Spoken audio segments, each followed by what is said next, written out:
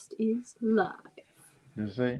And we are live. Welcome to the Turaco Creative Cast. My name is Frank Salazar, aka Captain Goggles, where we talk Turacos, where we talk art, where we talk comics, bugs, whatever we can think of.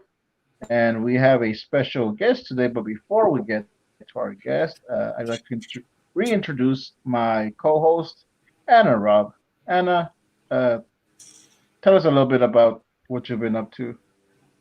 Well, if you didn't know, my name is Anna. I do some art stuff. I like drawing. There's an Instagram that you can go follow if you want called Anna Raub Arts. And then there's a link tree, which, look at that. Unlike last week, there's a little link tree thing. You can check that out too if you want. I'm working on some graphic novel projects behind the scenes. So, yeah.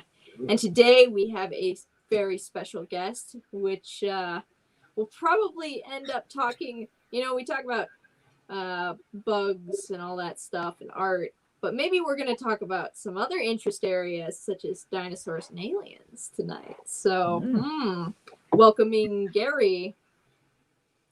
Now, Thank is it Gary Hodges? Gary Hodges. Yeah, thank you very much. First try. Look at that. Oh, man. Knocked it out of the park. Thanks for having me. This is my first time on, so this is exciting. Thanks for joining. Cool.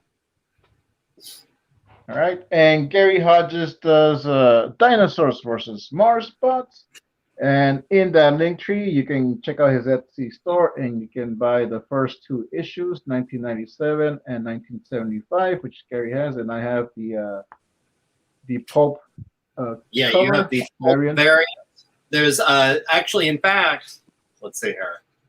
This one, the original cover of 75 is sold out right now. It will be reprinted, but only once the limited edition pulp edition sells out. So, and I think there's a few left. There might be like 10, something like that, a little bit less than 10. And then when it comes to the latest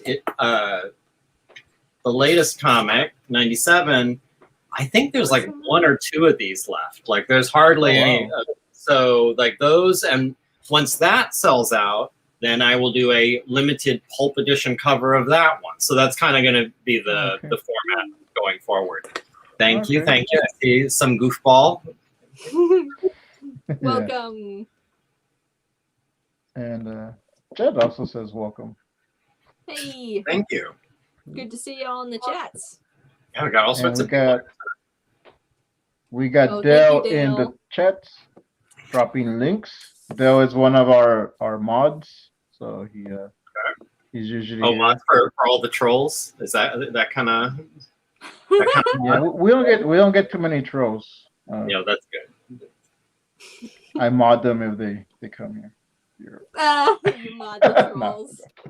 I have a YouTube channel, and for a little while, there was about a month or two where I had a troll problem. I suspect it was the same person just making fake accounts over and over because it all had the same kind of feel to it. Yeah. And I kind of loved it because from everything I was reading, like it's just builds engagement. Like it just bumps you up in the algorithm. Yeah. So, like your video goes up.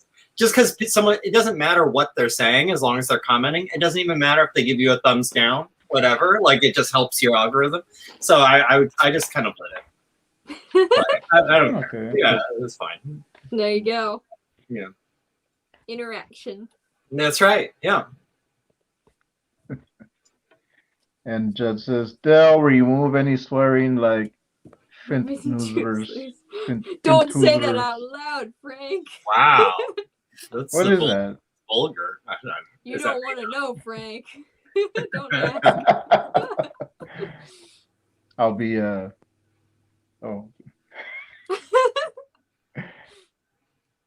Alright, so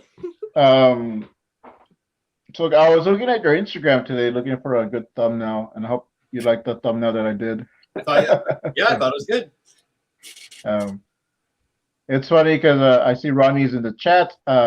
I was gonna use a picture that he used, and I didn't realize he used it until I was looking back. I was like, I almost used the exact same thumbnail. Yeah, I think and it's gonna be funny. Like, I'm starting to worry that like the beanie is becoming a thing, because it's just because like I've got the COVID hair and I'm just, like trying, like it's an easy way just to kind of get it manageable. Yeah. And at some point it's going to get chopped and I'll probably go hatless, back to a hatless life.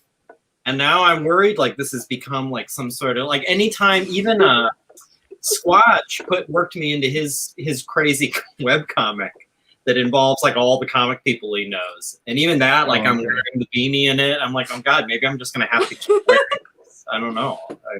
It's like, I was noticing that too. It's becoming a trend. And I was going to get my beanie, but I couldn't find it underneath the stuff so we could match. Oh. Yeah. Yeah. But I'll stick with the goggles. What would I do if I took the mask off? I would throw that's what I'm worriing. You should try it. So then I know if that's going to be a problem when I take the beanie off. There's just like a bunch of flames that all of a sudden spontaneously combusted. Everyone unsubscribed. Everyone just like, you know what? I'm not into it anymore. I was there for the mask. But. Like, that's it. Video. Oh, wow. Oh, no, I can't. He's the first one. Oh, no. That was just a toe in. And then, okay, never mind. Goggles back. Rotate hats. I like that idea. Anna could send me her mask. I'll send Frank my beanie. You send Anna the goggles. And that'd be hilarious. Yeah. Actually, I did send her some goggles once. Oh, yeah, actually. Do you have them? They're within reach. Yeah, I made some, like, painted. There we go. There we go. There you go.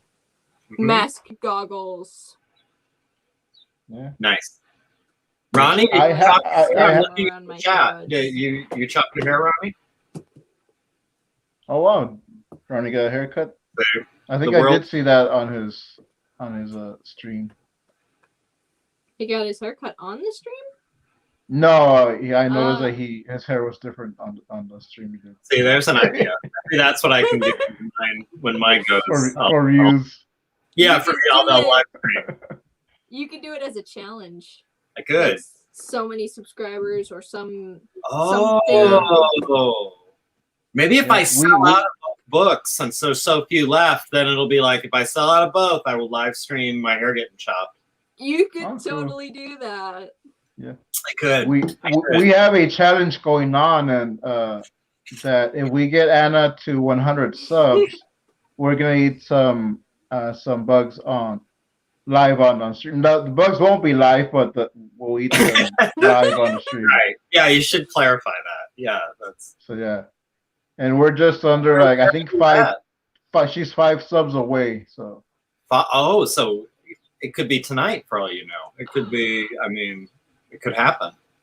True. Well, guys, 5 more subs to Anna's channel, Anna Raub, and we'll eat some bugs. I already have some in the fridge. I might have to buy some new ones. You want fresh bugs. Don't do stale bugs. Don't do stale bugs. Well, I was doing the like the ones that are like flavored and like freeze dried. Oh yeah. Batch of different kinds. I've got a little drawer with a bunch of different kinds. Yeah, I got a shop. I gotta buy one of those bags, but I want to eat them all before. I haven't. Most recently, the only kind of form of bug I've had is like the flour or whatever they use that's in like bars. Like so, it's not. Okay. Yeah, it's not recognizable. Like you wouldn't even know. Like it just tastes like any. Yeah, the cricket powder. That's yeah.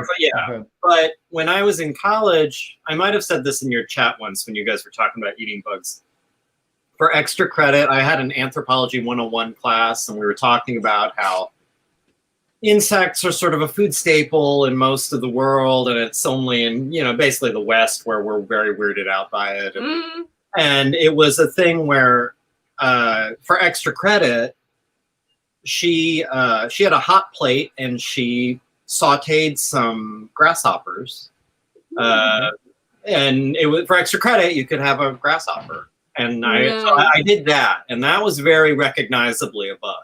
Where like that was the last time that I had something that you realized you were eating an insect. But Yeah. It was fine. I don't know. I remember it tasting sort of like, I don't know, kind of. They're very mild. Yeah, They like kind of like tend a on the real flavor mild they're cooked in. nut or something. Yeah, yeah. It didn't really taste like any. I don't know. It was kind of like mildly nutty and dry leaves. Like it just had this kind of like, you know, crunchy. Like it didn't seem like anything. Actually, now that I think about it, when I went to the Arizona State Fair about 10 years ago, and you had a chocolate covered scorpion. Mm. Oh, okay.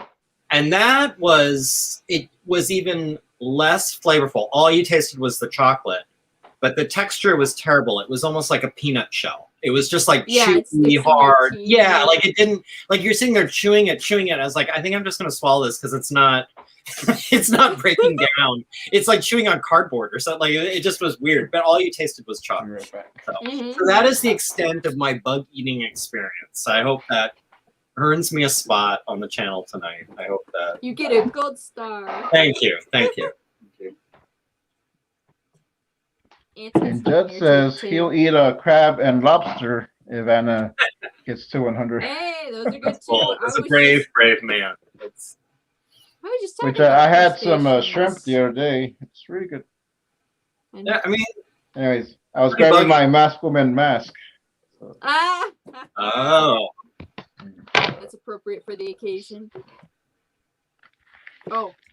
Here we go. Okay, whatever. I'll just do this. Oh, there we go. I don't have a mask handy, so I can't. I don't. That's gonna get screenshotted. Yeah. I hope so. All right, so we want to talk about the comic. So. Okay. Oh, so you've seen? I mean, you probably heard already that the government is saying that UFOs are real. Yes. Yes. Which you would have known if you'd been reading D versus M. Like, I mean, that's I already disclosed all of that. Yeah, the files are here. All the classified, redacted. So for people who aren't familiar, D versus M is it's shorthand for Dinosaurs versus Marsbots. It's my indie comic series, which I conceived, wrote, and draw. I'm one-man shop. It describes the top secret war that took place from the 70s into the early 2000s between invading aliens and government recreated dinosaurs in the war effort. It's a very campy, a very out there concept, but the stories themselves, I try to keep them very grounded despite all that. They're very character focused. I try to write them in a very sober way. The drawing, I try to do very realistic, like what you showed there. So the best comparison I ever heard, the best summary I ever heard was from our mutual friend, Scott Cirkland, who described it as if Quentin Tarantino did an X-Files. And I always kind of liked that. I thought, like, well, that's a good little shorthand. It's kind of mature. It's sort of for mature or adult readers. A little violent, there's some ideas. It's some horror elements, sci-fi, but a lot of fun. And I'm enjoying doing them. I wouldn't say I finished the script for the third one, but it's very close. It's gotten to the point where I'm kind of spreading it around for people to look at and get some feedback. I'm hoping to be drawing that in the fall to come out next year. And there's 6 issues planned for the whole series. So that will be the third one and then 3 more after that. Grounded. Aliens and Dinosaurs Grounded. That's right. So grounded. I like out there premises treated very seriously. Like I think that's just kind of a fun approach to it. So, and that sometimes that strikes people as weird sounding, but when you look at something like The Walking Dead, it's the same thing. Yeah. It's like that's the idea of zombies is pretty ridiculous, but they're trying to treat it like, okay, well, what would that really be like? It's the same kind of thing. And Judd is asking what period. Well, the first one is called 1975, and the next one is 1997.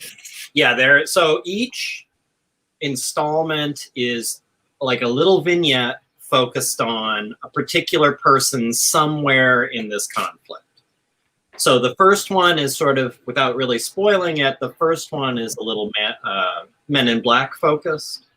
Yeah. The second one is kind of focused on an innocent bystander. And the one I'm working on right now is sort of focused on scientists. In terms of the years, there is sort of a method to the madness, like why I picked specific years, but it would get very spoilery and too much of a peek behind the curtain. So you'll just have to wonder. You'll just have to wonder. But yes, each one is set in a different year. The one I'm working on right now is 1979. So it hops around in the timeline. It's not going to be straight through. We're going to go in the past, and then we'll hop ahead again, and then we'll go back to the 80s, and so it's all over. So. Okay, cool. 1979 is, I was 1 in that year, so. I was 4, so we were both pretty little. Anna wasn't even born yet. So. No, not even a thought. Not even close. Not even a thought of a thought. Like her parents were like. Were her parents born yet? That's a terrifying thought. What was? I know. Oh my God. Whoa. Well, let's talk to your parents, Anna. How old are they? No. Oh no! Now I have to think. Yeah, that's tough. Put her on the spot. But you said it goes into the early 2000s, right? It does go into the early 2000s. See, I starts in 75. 75 is actually the very first one in the continuity. So starts in 75. Ends somewhere in the 2000s. I'm not saying when yet, but or did it end?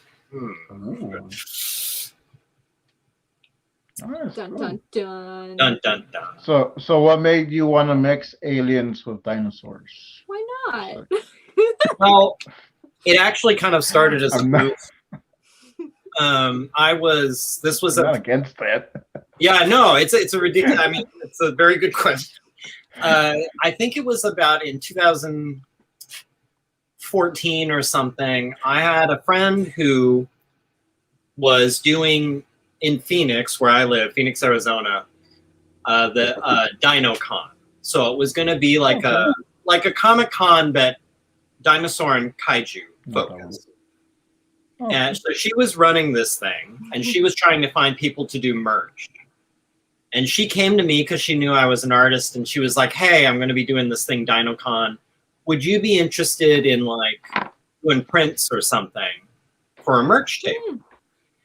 And I wasn't super interested in it, so I said, "I don't know. Like that sounds like a lot of work. I'll do it if I can just do like something crazy, like dinosaurs fighting aliens or something." And I was kind of secretly hoping that she would say like, "You know what? Never mind. Thank you, but no thanks. But no thanks. Like that's not really what we want." And like then I tried, and I didn't have to do anything, and that like out of the woods. But instead, she was like, "Oh no, that sounds awesome. Do that." So I was like, "Oh okay." So I did a half dozen prints that were just like various. I picked out like my 6 favorite dinosaurs, and I did prints of them fighting aliens. Nice. And that was it. That was the only thing. Like I just put out those prints, and I went to DinoCon, and it actually sold really well. And so I was like, oh well, maybe next year I'll go to Comic-Con. Like maybe so I did 6 more prints. Went to Comic-Con with my 12 prints, and also had like a coloring book that was sort of the same thing. It was like the same prints I'd done. I just took all the color out, and I would sell you a coloring book, and I would give you a small box of crayons, and you could sit and color them yourselves. I did that, and that was popular. And so I just kept going back to Comic-Con with like a few more prints. And every time I would go to Comic-Con, throughout the whole, like every day, someone would come to my table, and they'd look at all my stuff, and they'd say like, "So are you going to do a comic?" And every time I would be like, no.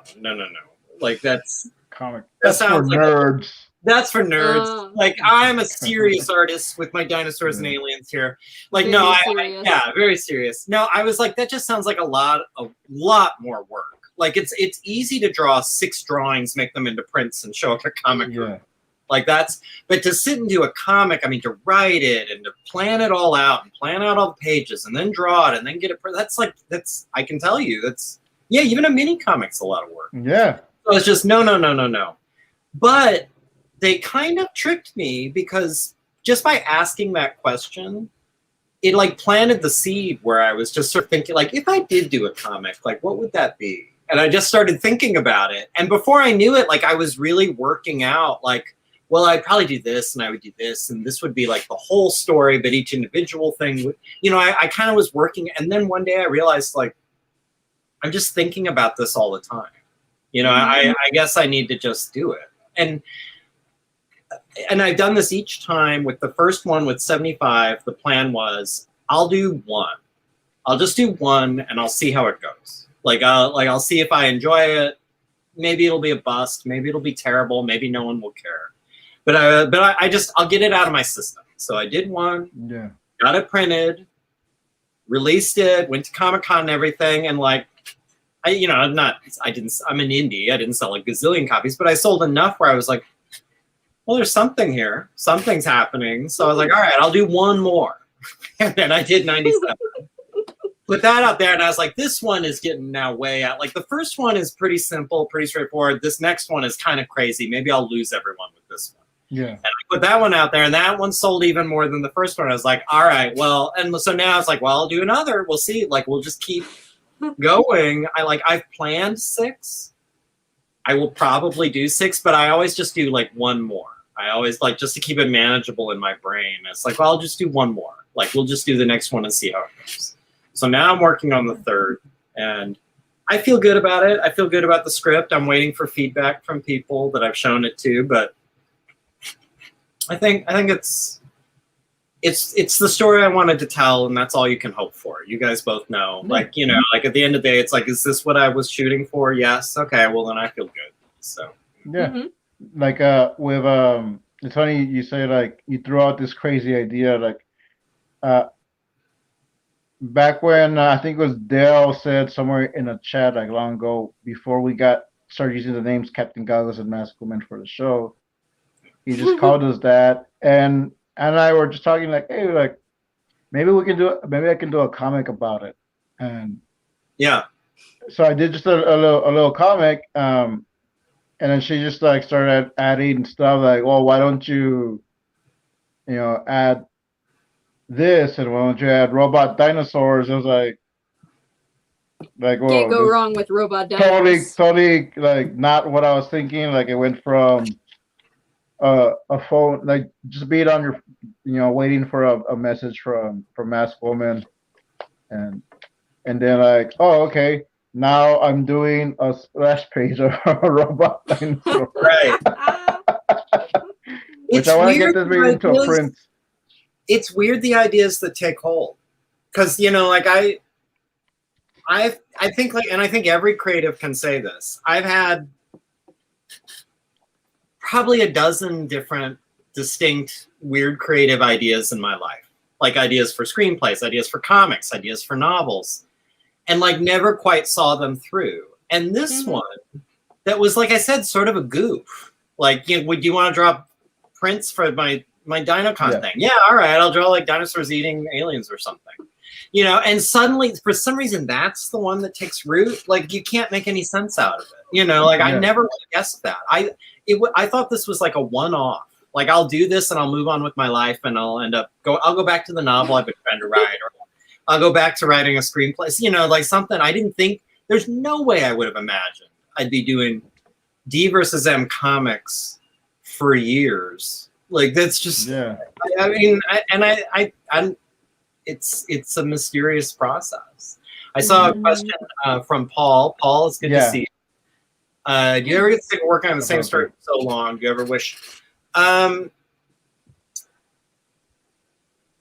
No, but I'm lucky in that D versus M is kind of a it's vignette-y. It's very serial, and it's not. While it's all the same story, it's all the same umbrella, each one is self-contained. So there might be a little bit of character crossover, like you might see cameos, but basically each comic, it's its own standalone story. Okay. It's introducing you to new characters. It's its own self-contained arc. So what keeps it fresh for me is each one is almost like a completely different thing, a completely different setup, completely different characters, completely different ideas I'm playing with. That like, and so like, for example, without spoiling anything, like I think of this third one I'm working on as kind of, first of all, it's like it's centered on scientists, which I haven't had in the comics so far. And I think of it as more sentimental than any of the other ones, which might be a weird thing to say, again, about like a alien and dinosaur thing. But I think it has a lot more heart than any of the other ones. And it might be more emotional for some people to read. The one after that, the fourth one I have planned, is definitely kind of my horror one. Like it's very much like it's going to be the scariest of all of them. It'll probably be the most kind of action-y, probably. The fifth one, I imagine, is sort of the most, like, it's kind of the cosmic one. It's the one that really goes out there with, like, the weird space stuff and the meeting strange aliens and really just getting, like, Lovecraftian. So it's like each one, even though it's all dinosaurs and Mars bots, I can keep it fresh for myself where each one is a totally different direction. You know, it's serial fiction, and each time I can basically reboot and say, like, all right, now I'm going to tell you a story about this part. Now I'm going to tell you a story about what's going on over here. Now we're skipping ahead 15 years. Now we're going back 8 years, you know, and like that, I'm not really having to tell the same story for potentially 10 years, like the way this could end up being. If I get a comic out every couple years, it kind of feels like 6 distinct stories, you know, which hopefully in the end I will tie all together and make it all, you know, like the challenge for me as a creative is going to be on the 6th one, bringing this all in for a landing and making it all kind of like, oh, I see the whole point now. I see what you were doing, and, you know, making it all fit together. So are you going to have like an alien at the end, like he's reading an anthology and it's all your books, so he's just telling the story?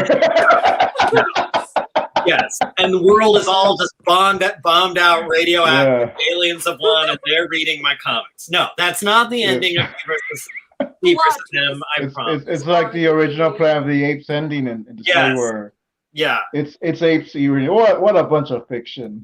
They have me in a zoo. They have me in a zoo telling the story of like how it ended up this way. Yeah, no. Also, that's not the end of D versus M. That's not, no spoilers. It's not. I have an end in mind. I have like, they all have like, I have the concept for all of them laid out. I know how it's going to end, but it's not going to be anything like that. Because it's set real world. One of the premise of this is like it's treating this all very realistically, treating us as being in the real world, and this happened in the real world, and these were real events. So, you know, our 2021 is D versus M's 2021. So there's not going to be anything like, and then we lose and aliens take over the planet. Like that obviously didn't happen, you know, yet. But it's, you know. Oh boy, let's see. Heartbreaker, Jason's here. Yeah. How you doing, man? Oh, thanks for promoting your stuff. I appreciate that. That's right. And there is a link in the description, and they also dropped it earlier, so you can check out the Etsy store. Cool.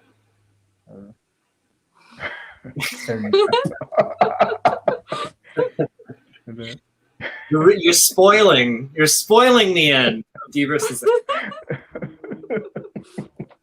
Oh no. So when you we got people dropping links. So check out Dinosaurs versus. I recognize these names. These are like, you know, I appreciate the fans coming out. I appreciate the supporters, whether they're fans or not. People who have supported D versus M.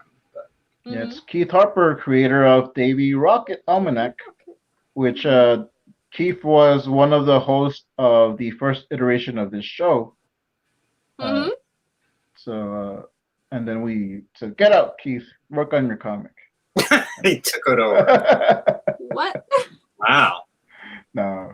A coup. No, he actually was working on it while on the show. He had been working on it for a while, so he put it up on Etsy. I think he still has some books out. So Keith, drop your link. You got it. Yeah, which I have here somewhere. So when you I want to start show on the one of your sneak peek. comics, Yes. Oh, he's showing off. a sneak peek. Yeah. Dun dun dun. So no one else has seen this until now except for Anna and Gary. Sneak preview, a teaser. Yeah. Mm-hmm. Yeah, it's being written as we speak. So Very nice.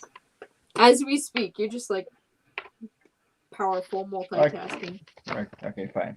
So might I ask, Go ahead. Yes, go for it. when you start working on a comic, do you start and then go to the end and figure that out before you finish the middle, or do you just go like all the way through it from the beginning all the way to the end in order? So the way my process has kind of worked for these past three, what I generally do, first I come up with sort of my concept. So, which is very basic. Like it's, just like basically a sentence. So for example, and this won't spoil anything if anyone hasn't read D versus M 1975, but like I think for 75, the basic concept was like, what would it really be like to be a man in black? Like, what would that job really, like if it was really just a job, like if you were an employee that was getting paid to do this, like what would that be like?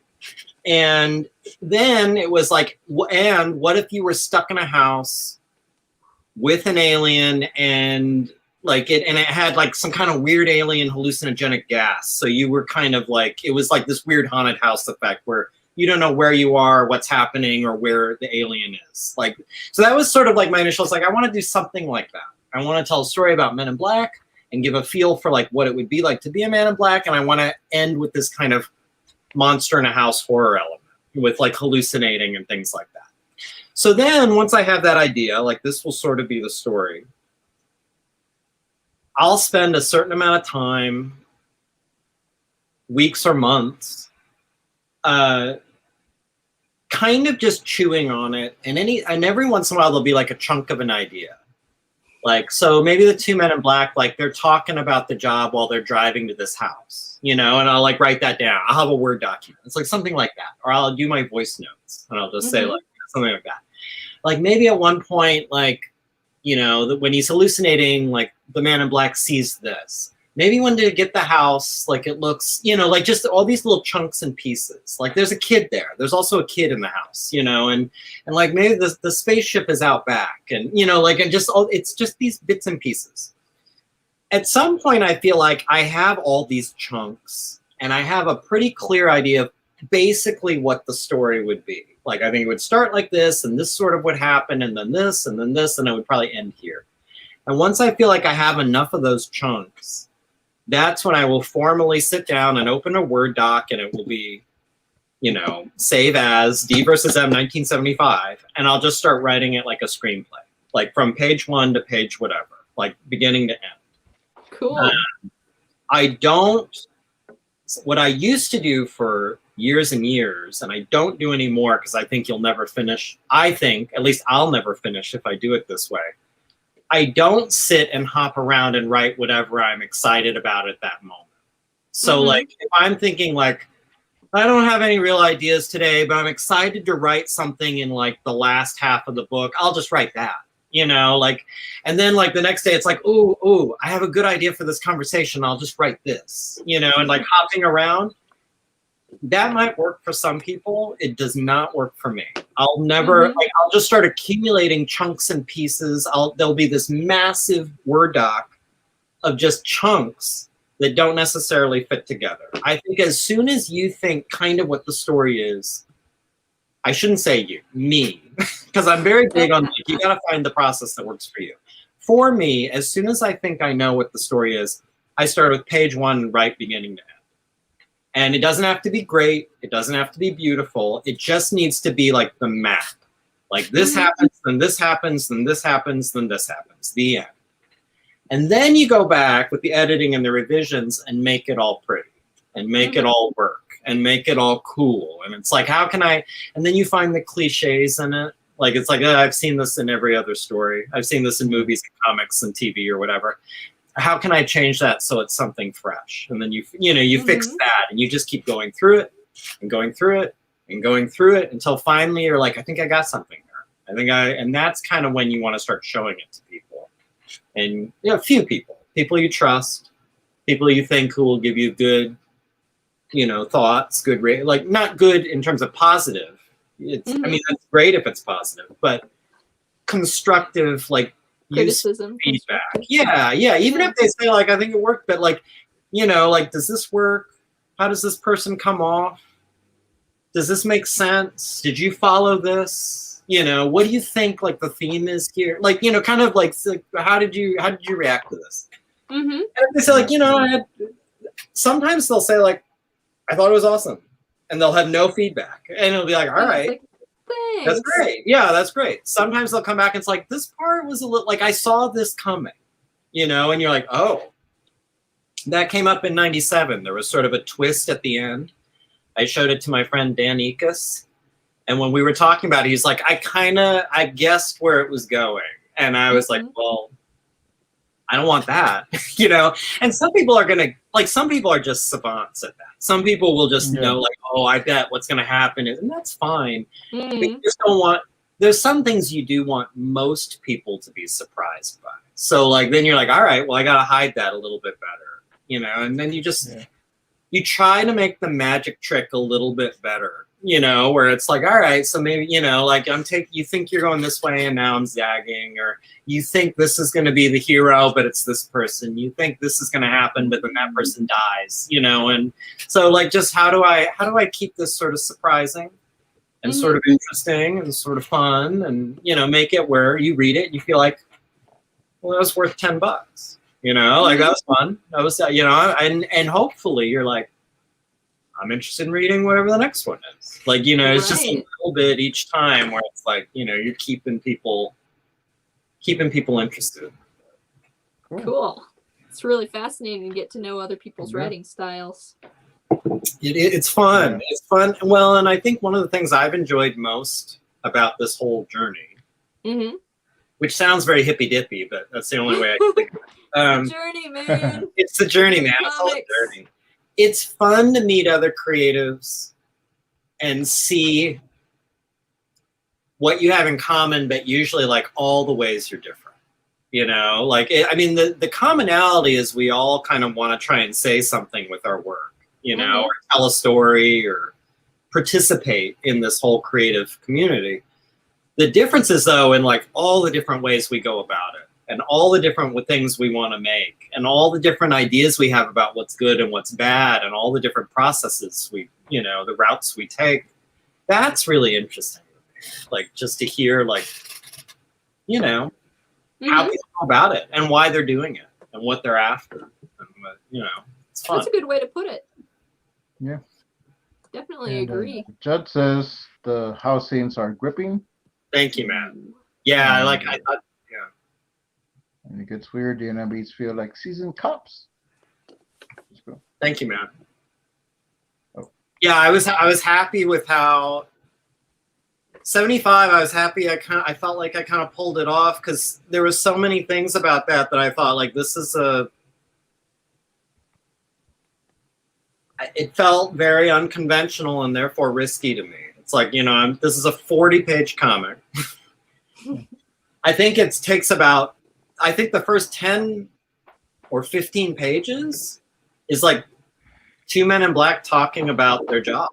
And I was like, this is not, like, this is kind of, like, some people are going to be like, where's the ray guns? What's happening? Like, I want, like, I want some crazy action. So I was like, ugh, I'm really making people wait. So when we do get to the house, like, I want it to pay off.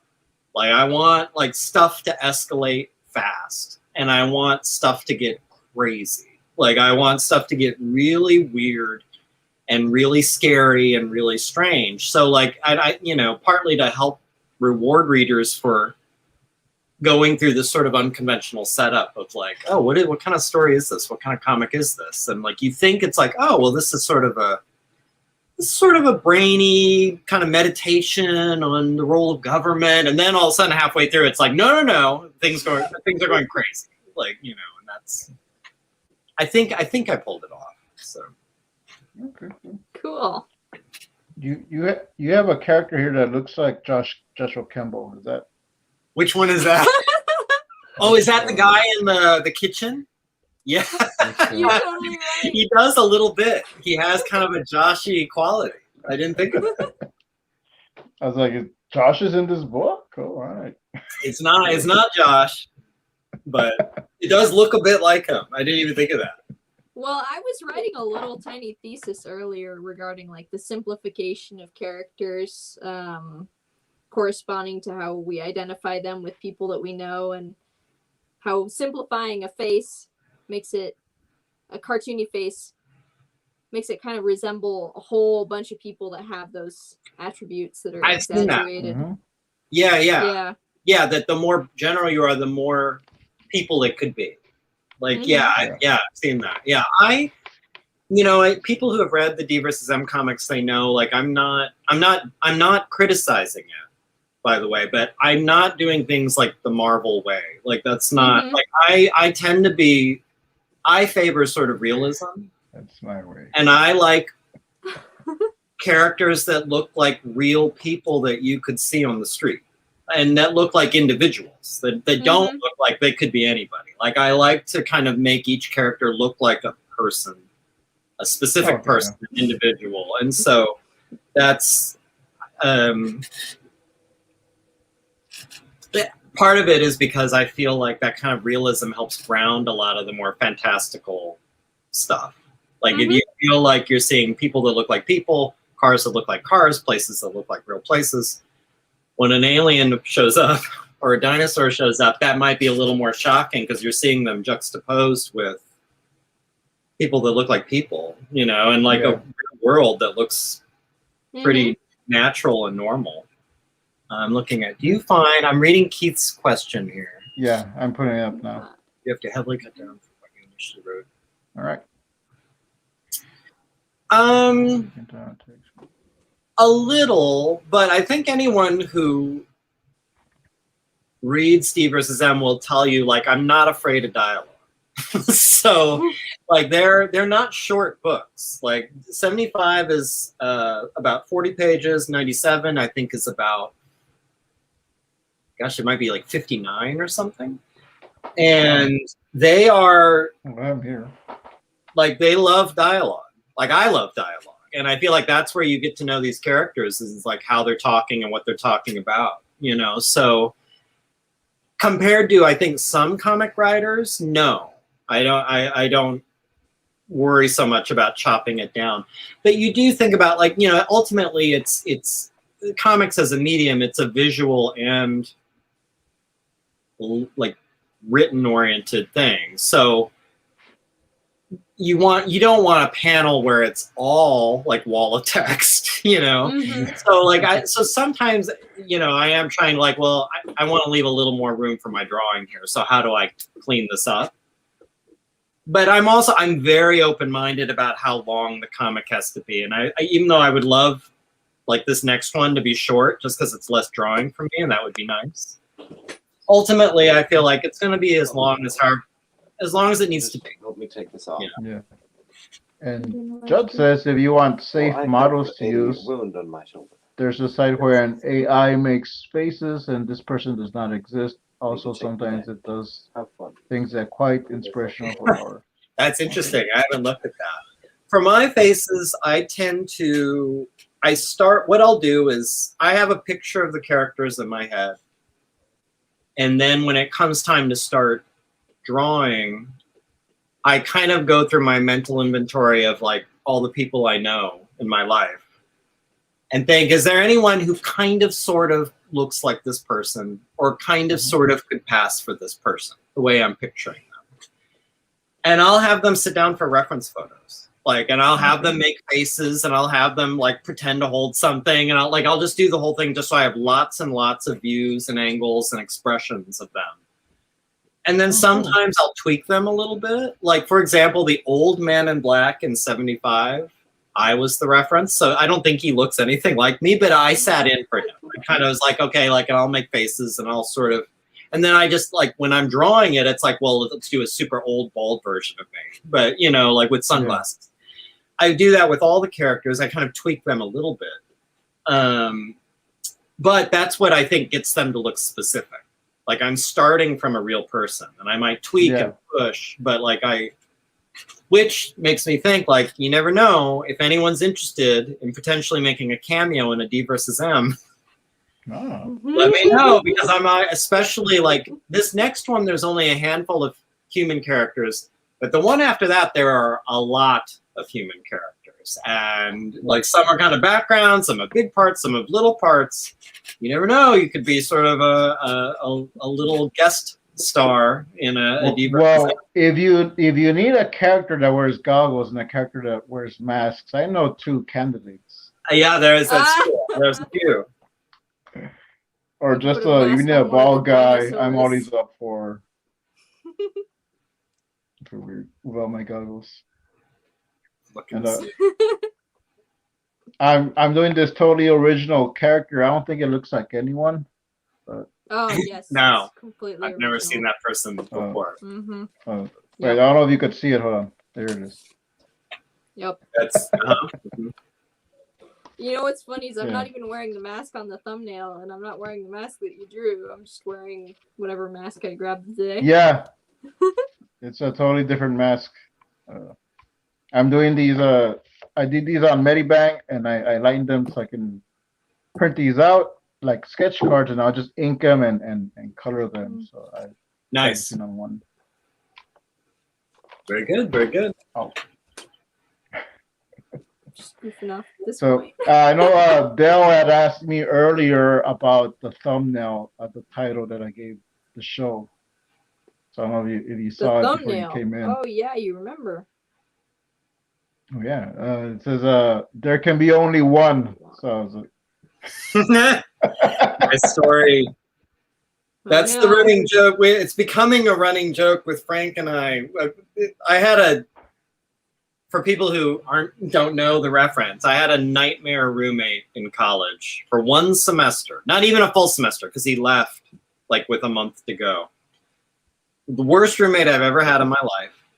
I was telling a story about it on Josh Kemball's channel, and we just started joking. Like Frank immediately jumped in because he's always in the chats, like kind of just like always with silly comments, and it was something to the effect of alluding that he was the terrible roommate. So we're just going with that. But the terrible roommate was way into the Highlander, and so that's there can be only one. Like Frank was not my roommate in college. He probably would have been better than this guy. It was awful. But.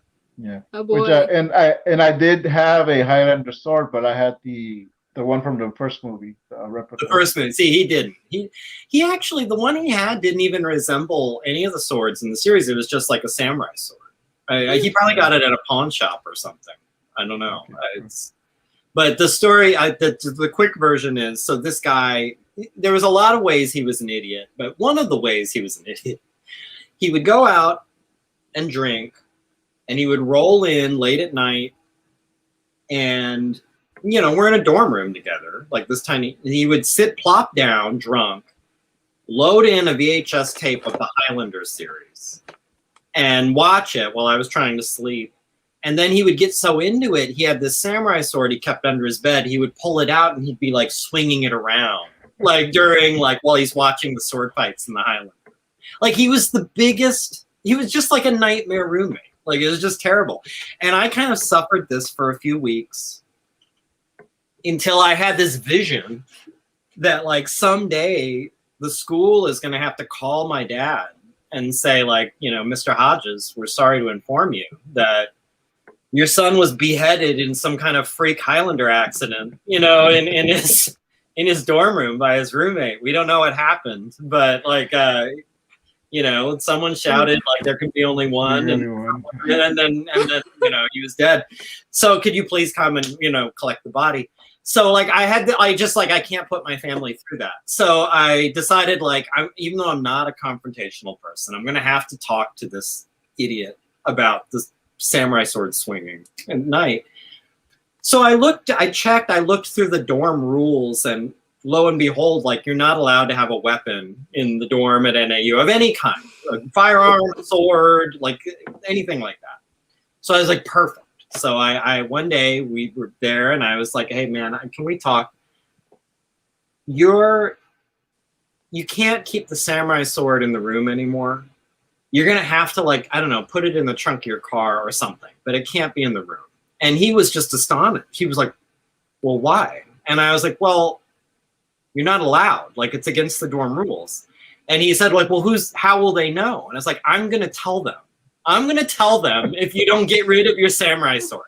So just get it the F out of the, like, put it in your car. I don't care, but it's not going to be in the room anymore. And after that, like, we didn't talk for like a month. Like, he was so mad that he had to give up his sword. Like, he was just, that I was going to potentially snitch on his drunken sword swinging, that we didn't talk for a month. And then he left the school in shame, and it was all fine, and I had the place to myself for a month. So it was a happy ending. But that was not Frank. No, I didn't have a dorm. I didn't have a roommate. I didn't went to go to college. There you go. That's, yeah. Well, I went, but I dropped out after a couple of months.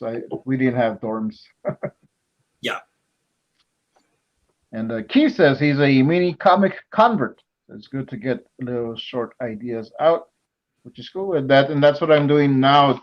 This one, it's a companion to Captain Goggles and Masked Woman, but it's a totally one-off. Like, I want to tell some smaller stories, just kind of building the world. So this is just like its own separate thing. Mini comics are a good way to, like, ease in, they can be, like, if you look at what Jason's doing, Jason and Aaron Guzman. I'm trying to think of the handles, but they're mini comic bundles. I'm trying to think. I always forget people's usernames, but like what they're doing with the mini comic Monkey bundles. Wrench. Yeah, Monkey Wrench. There we go. That's what I was looking for. Those are very fully formed, mature,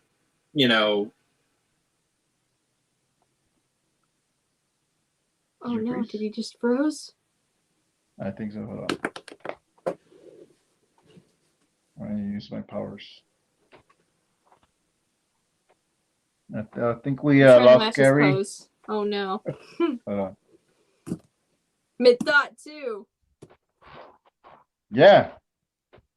So I think he was going to say that he really loves the mini comic bundles, which you can get. Hold on, I got a message here. So, he's coming back in. Cool. So, sorry guys. Look at that. Oh look, there's a shadow. Hey, there's wow. There's somebody screenshot this. Very nice. Yeah, that's a little eerie. Anyway, I'm sorry, my Wi-Fi is late. But I was just saying, mini comic bundles is legit, and I wouldn't want to give anyone the impression that mini comics are like a baby step to a full-fledged. Like, it's that mini comics can be like exactly what you're trying to do, but it's also, if someone's trying to build their confidence, a good way to ease in. And I might have benefited. Like, I threw myself in. D vs. M75 was the first comic I'd ever done, which was crazy. It worked out, but I'm just telling people out there, you don't have to be me. Like, dude, you can start with a mini comic. That's like saying, like, it's like going from not even jogging to doing a marathon. It's like, maybe just start. Like, why don't you go around the block a couple times? Like, just, work up. But no, I threw myself in. Cool. Quite ambitious. Yeah, it was. The Gary baseball card.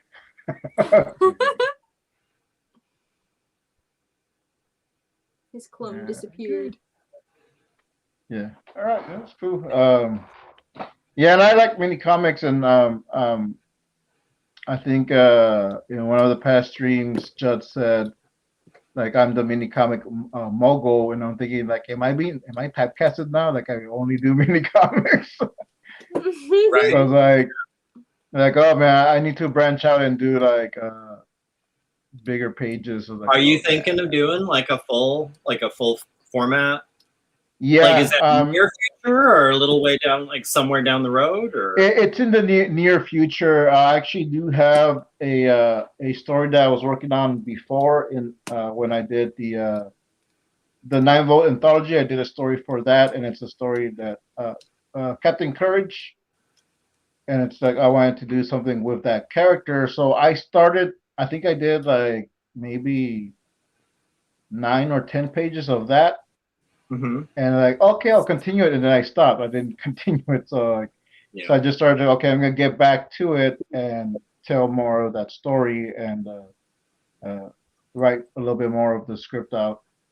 And with Captain Goggles and Masked Woman, I want to collect these little mini comics that I'm doing and put them in a bigger, like a little collection, Oh, cool. Yeah. And then from that, because I'm telling like a certain story that it's gonna lead up to this world that we're building. So the story that it's gonna lead to, I want to do that in a bigger format. So right now these are just kind of setting the world, but like you'll be able, once I finish these, you'll be able to get these, so you can kind of understand like, okay, Masked Man, Captain Goggles, they do this, they have dinosaurs, there's this and there's that, and then like, oh wow, now there's a bigger story and like more of not like one shots. Like some of these end in little jokes, but like no, like a little bit more of a serious tone, but still telling a good story. So we got something like planned that we've talked in the background. I mostly do the artwork and the story, but a lot of it like it's between Anna and I, just like shooting back ideas, and she'll add stuff like the robot dinosaurs, and she'll like add certain storylines, and so I'll build off of that. So. Should I mention that one of the reasons I'm a little bit obsessed with robot dinosaurs is one of the stories I'm writing. It's like ancient robot insectoid dinosaur tractors. Dinosaur tractors? Yes. Oh man. See, that makes Dinosaurs versus Marsbots sound like very simple, like very not crazy at all. Like that's I'm appreciating. Yeah. I'm an artist. Of course, I'm. Here we go. That's right. You have a vision. You have a vision. Of a vision. Yes. I need to find one of those little art beanie hats. This is not quite the berets. It needs a little. Yes, a beret. Yes. Yeah. Yes. Yeah. Maybe like a scarf that you can flip over your. Yeah. Yeah.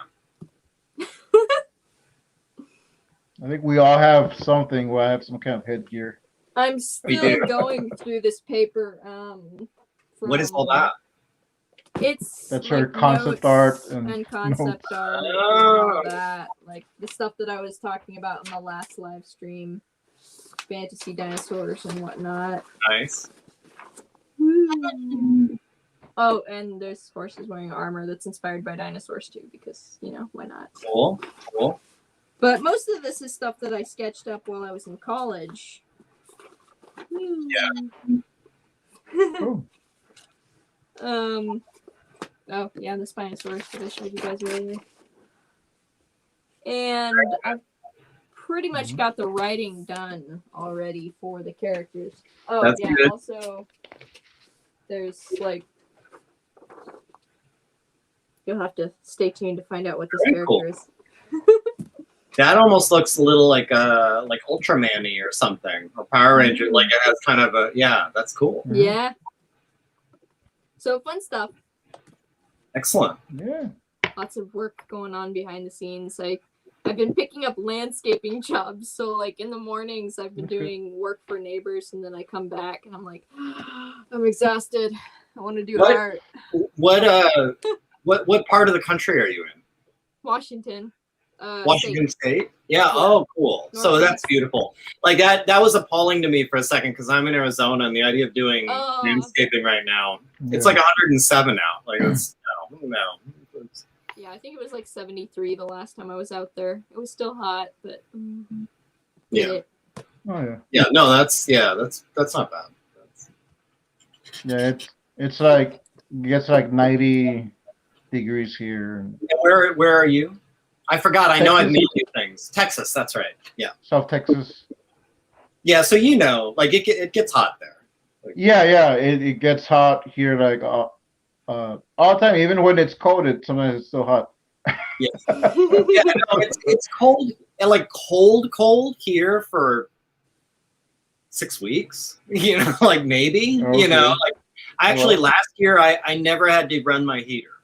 Like it's like it just never got cold enough to bother in the Phoenix area. Oh, wow. Good. Yeah.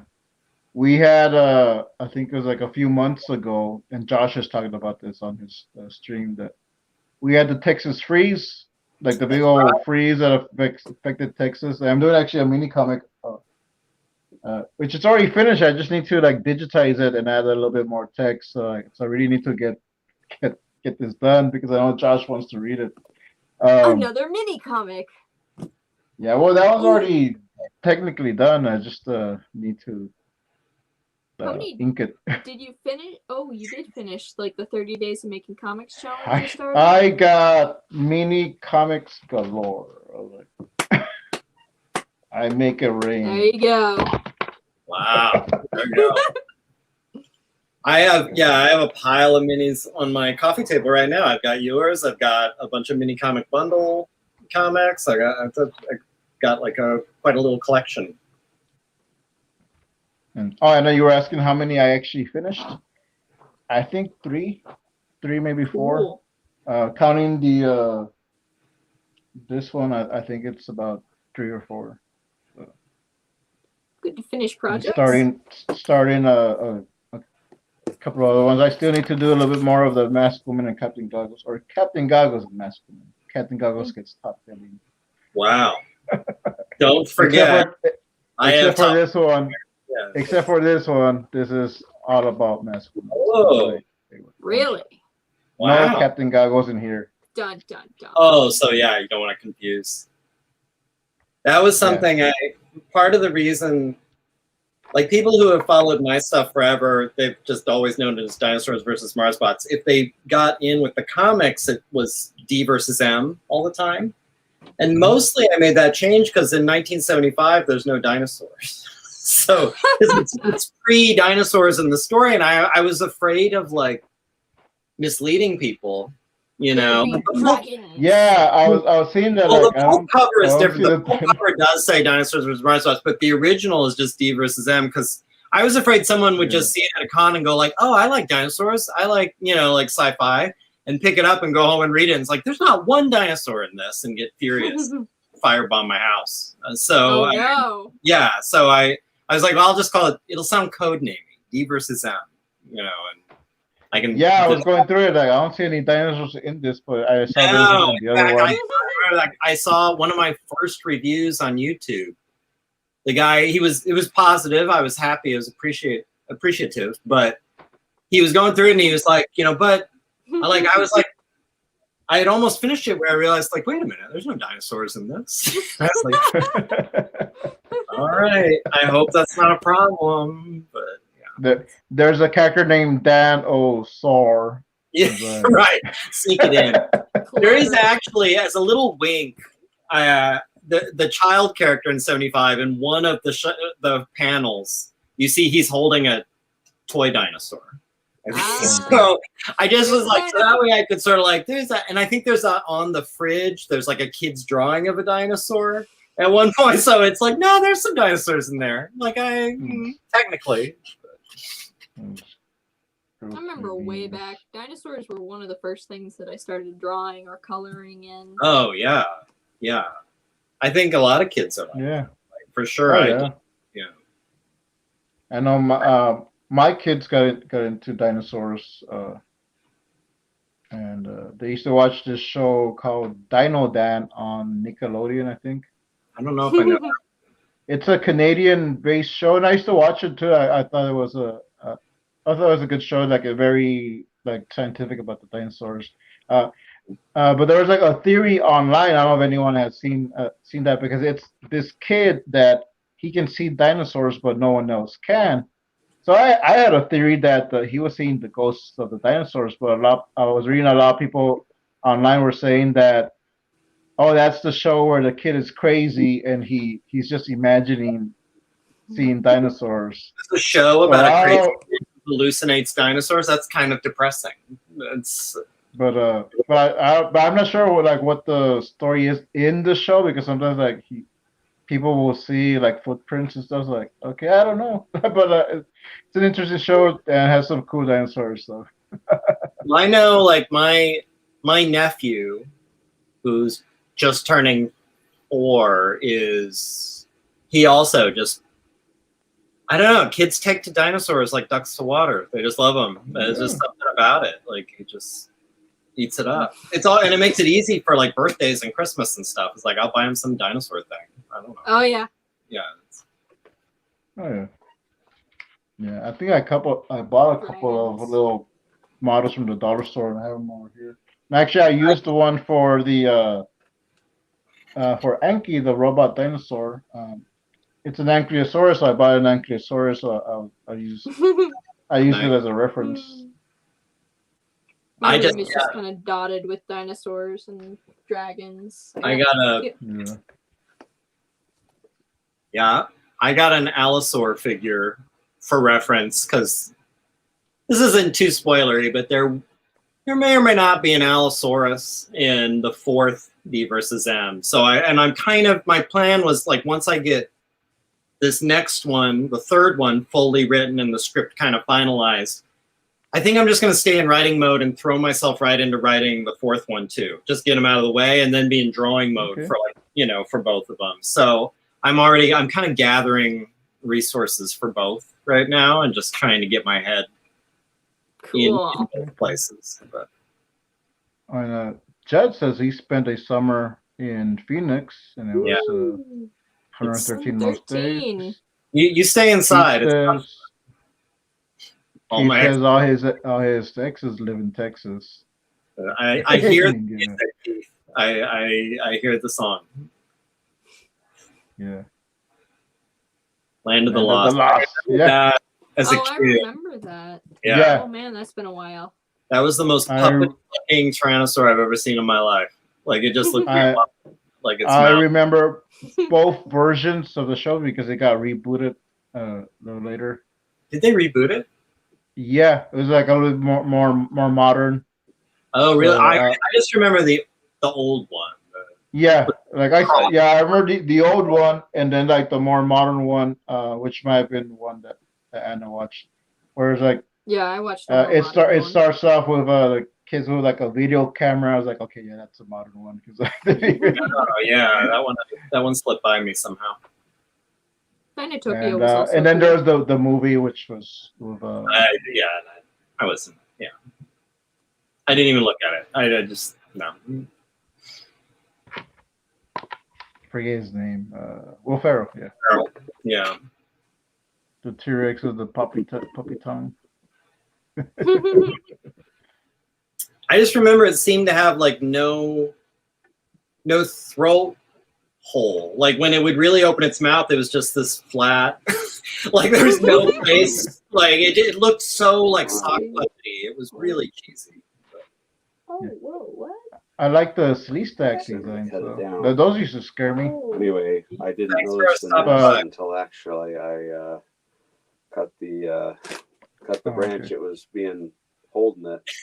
Anyway, you can have it if you want it. All right. This happens once in a while. Anna's giving us the side eye. Like show it off. Yeah. Oh, just my dad showing me something. I'll show it after the live stream. Okay. Cool. No problem.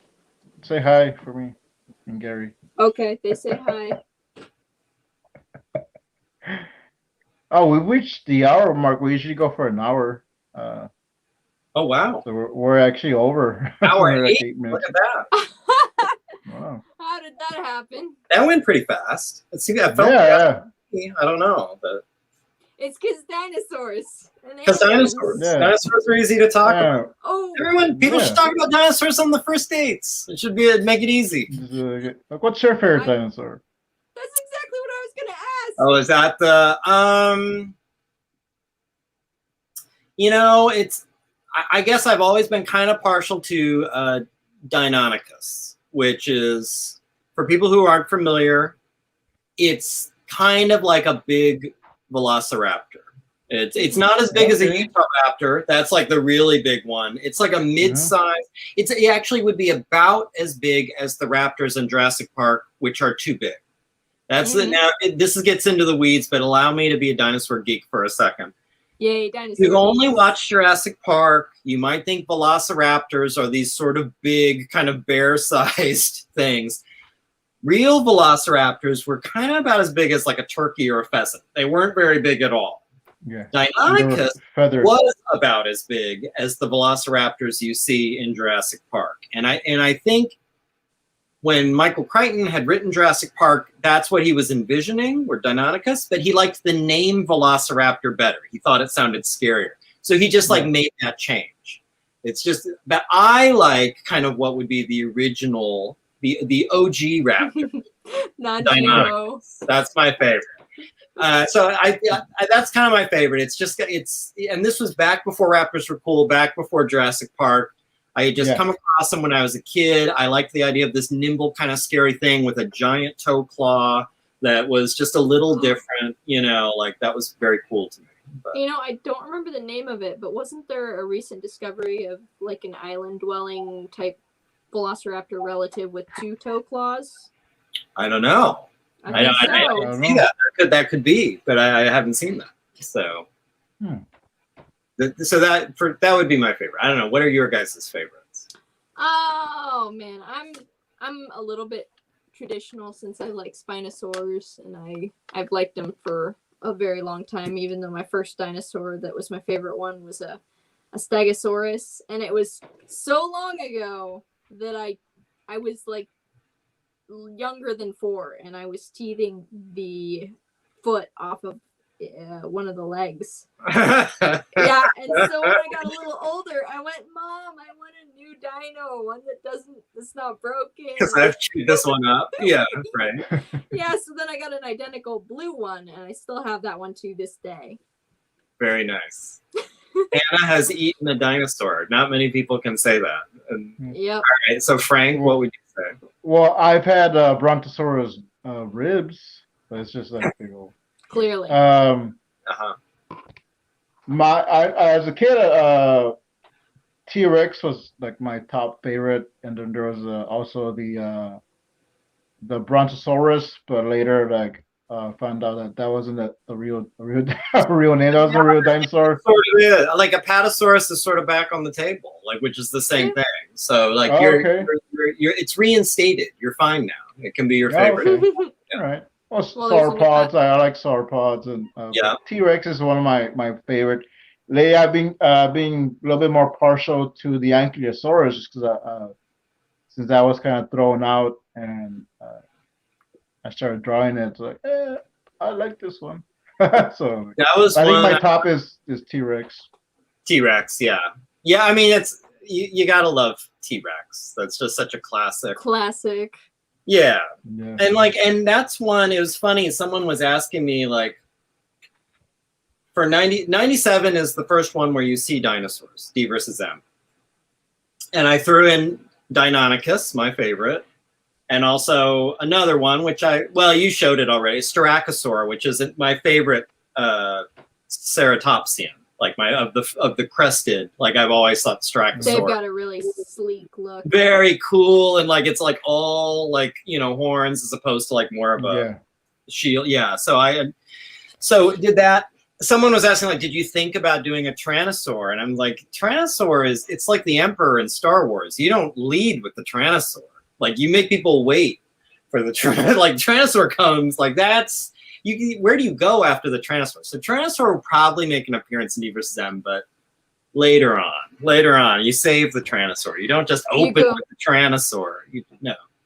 You go Spinosaur after the Tyrannosaur. Yeah. No, I'm sorry, and I'm still mad at that Jurassic Park having a Spinosaur kill the Tyrannosaur. Like that was crazy talk. I don't know what they were thinking. Like no, I object. Are you going to send an Apatosaurus into space now?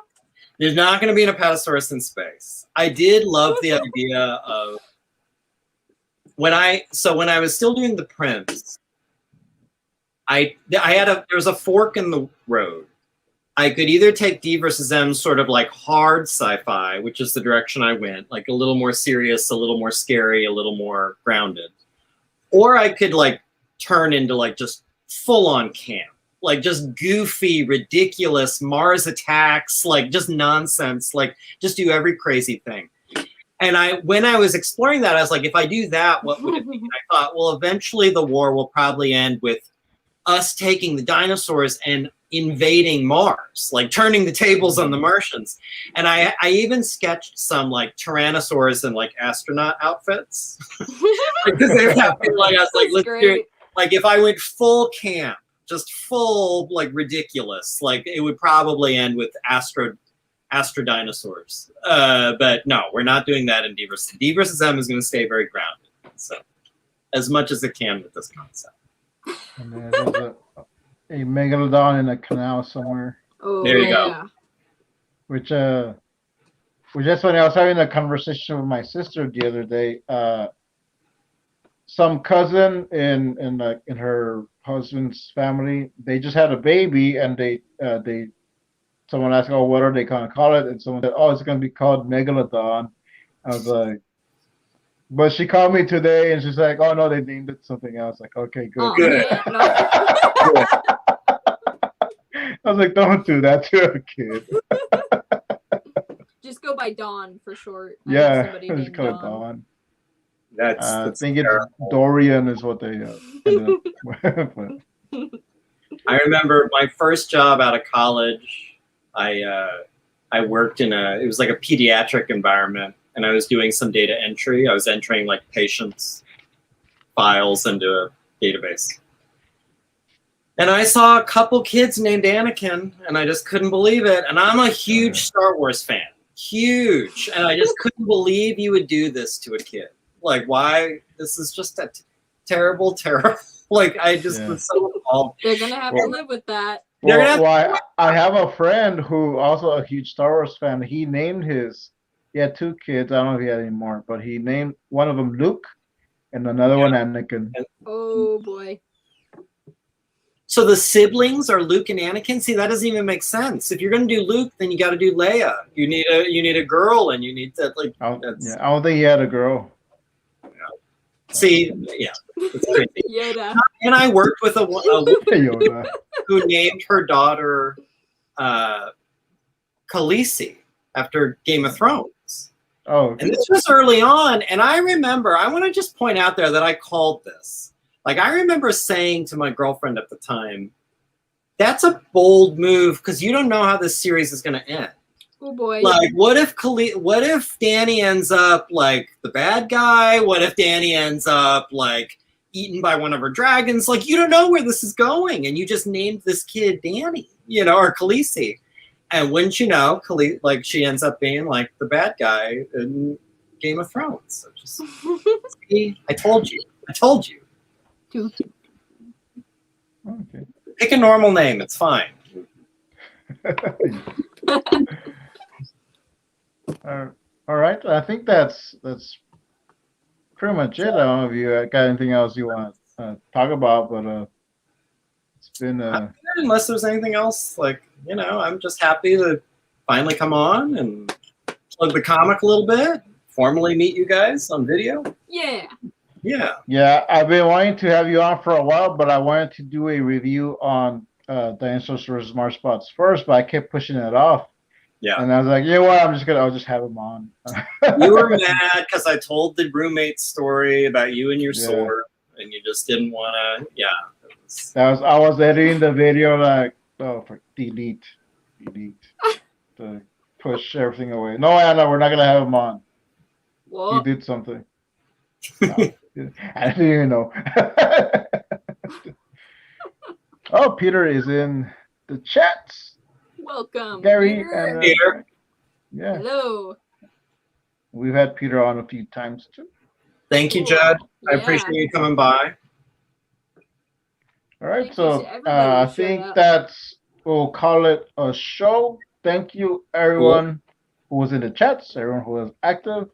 I want to thank our guest Gary for coming on. It was a little bit last minute, but he made it. I'm glad I had a spot. Glad you came. And I'm a Kurgan. Kirk. I don't know what that means. I You believe don't want to know. I believe said that's a last Highlander reference, but I can't be on. Oh, wow! It's been a while since I've seen the Highlander. You are actually bringing back memories because I was like, man, the It's show. been a long time. Like it kind of ruined the Highlander, at least the series for me, because now I have this bad association where like this idiot was a fan. So, you know, now I don't want any part of it. It's probably great. I don't know. But like I remember liking the movie, but I'm gonna just assume he does not represent all Highlander fans. We'll just assume that. Oh boy. Cool. Yeah, I might go back and rewatch some old shows. Some of the movies, some of them were pretty cool. Quickening was a little weird. I don't think I saw that one. I think I only saw the very first one with Sean I Connery. saw it. Yeah. All right, so what was I saying? Oh yeah, you can find me on the. You can find me on Salazar Art Nation. That's my YouTube channel, and you know, every Monday night, 9 p.m. Central, we live stream on the TuracoCreativeCast, unless you know, unless we don't. But and let's see, you can find Gary's stuff on his link tree. He's got Dinosaurs versus Mars bots. And what else you got on your Etsy store? This is just the right now I've got the 2 comics, and I've got an art book that basically collects all the prints I had talked about, because I had done something like 18 prints. So it just collects them. I thought, I know I buy too many prints. I don't have wall space left. So I decided, like, you know what, I'm going to just throw these all in a book, and people can buy a book rather than worry about, like, I don't know where to hang this. So there's those. Oh, okay. And yeah, I've got an Instagram where you can see sort of my updates. I've got a YouTube channel where I talk about making comics. Lots of videos there. And then there's the Etsy shop if you want to see what's for sale. Like I said, 97 is about to sell out. If you want the original cover, now's the time to move. And the pulp cover, which Frank owns, this one, this is about to sell out, and this will never be reprinted. Like, it's all the pulp covers are going to be limited edition. So if you're a collector, if you kind of like the look of it, now would be the time to get it, because I'm never reprinting it. And that's not like a weird trick where I'm going to reprint it, but the girl will have like a blue towel instead. No. Like, it's gone. It's going to go back. It's going to go back to the default cover after this, and you'll never see it again. You might get this as a print, but you won't get it as a comic. So it'll be an alien girl in the towel. Yeah, I'm just going to flip it. There'll be people surrounding an alien. There'll be aliens surrounding a dinosaur. No. That's it. The pulp ones are all going to be completely limited. So just do a dinosaur in a towel. Dinosaur in a towel, sexy, very sexy. Yeah. And you can find all my stuff on my link tree. I got my Instagram. I got my my channel. I got my Coffee account, which you can go there. If you want to support me, my work, what I do, it also supports the channel because we, buy stuff for this channel. Can hit me up there on my Coffee account, and I do send out PDF versions of my comics. So if you donate, I send you everything that I got. If you donate now, I think I got a couple that I just did, and I think also second issue of the Captain Goddess Mask Woman is up there too. So you can, if you don't have it, you can get the PDF version of it. And Anna, where can we find your stuff? On the internet. Cool. On the Linktree thing. There's the Anna Raub YouTube right here. I'm probably actually most active on the TuracoCreativeCast, but I'm also on Instagram, Anna Raub Arts, and yeah, it's pretty much summed up on that Linktree thing. Yeah. Thank you. And if you subscribe to Anna Raub, when we get her to 100 subs on her own YouTube channel, we will do the Bugcast on this show on live stream. So the quicker we get her to 100 subs, the quicker we can start eating bugs and do a whole live stream based on bugs. So, just a few more. We're almost there. We're almost to see like five more, and yeah, we reached it. It's worth it. I'm excited to see this.